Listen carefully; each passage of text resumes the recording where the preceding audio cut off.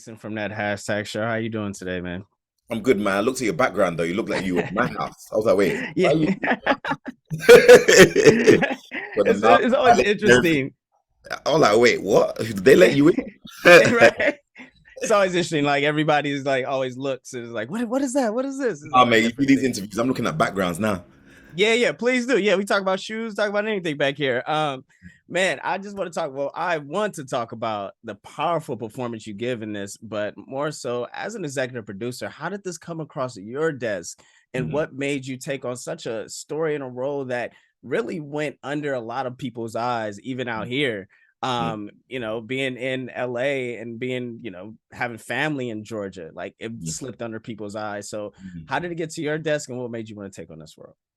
Well, they reached out to my rep and said that there was a script that they wanted me to read. Um, the reason why my agent was a bit timid about showing me the script because the turnaround time to actually reading it and being on set was something that you wouldn't usually ask ask of an actor. It was very, Right. very short. But in reading it, automatically I felt a spiritual connection first, but then secondly, I just felt like, you know what, like I can actually do it. I feel like there's something that I can add to this character. And I wanted to come on and have much more of a creative say, knowing that I felt that this was going to be a performance piece, a character arc kind of piece. And that's how everything just came about. Yeah, I heard other interviews you talked about how you begged Michael K. Williams to be a part of this.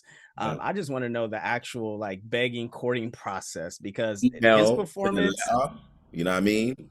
yeah, Make everyone feel great and let them know that this is why you're great and this is why we're asking. And then I had to, just kind of ransack the lawyers and say, offer him as much money as we can possibly afford. So it's a combination of boring things, but I guess the more creative, more interesting part of it is seeing where he's come from, the kind of career that he's had behind him, and the kind of doors that it's opened up for people like myself included. So it's like, this would be a great opportunity for him to come and just grace and bless us. And he done just that. and and speaking of that, like what is one thing you take from set, being that this is his last film that we may see of him, or last project, like what is something that you remember being on set or watching him work? Because I don't think you guys had any like on screen. There was no scenes Yeah, together. but Go ahead. the Michael did come to set, and we had to actually film the offlines that we were doing in those scenes because, as you said, yeah, a lot of our scenes are on the phone. But I think that that's the devotion of it. Like he would come on set even when he's not working, just to give those offlines. And if it was just one scene or one quick moment, he'd be there. Yeah. And he didn't have to. So that in itself, I like that kind of devotion to a project. I feel like every project I do, I want to love it enough so that I feel good committing to it. And so I, of course, like many other people, we all got to know you from Attack of the Block.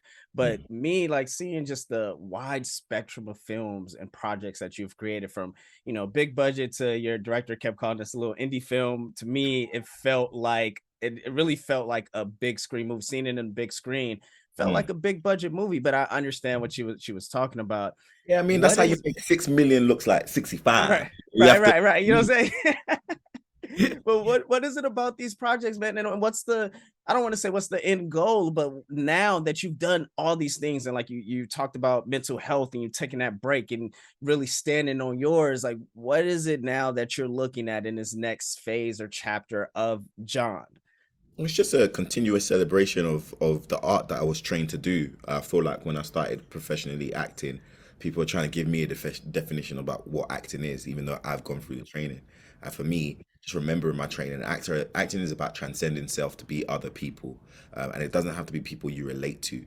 And in these projects that I've been a part of, it's been about transcending and playing people that I am not, and going into what acting truly is, which is to push yourself to a limit and to literally transform and to see if the audience can cooperate and see if you're good enough to impress them.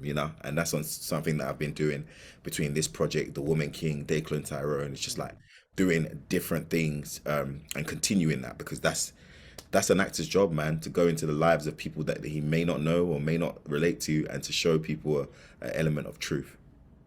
I appreciate your time and thank you very much. Next time we gotta talk about like workout and the diet and mental stuff, man. I Yeah, really, man, for really sure, man. enjoy diving in about that.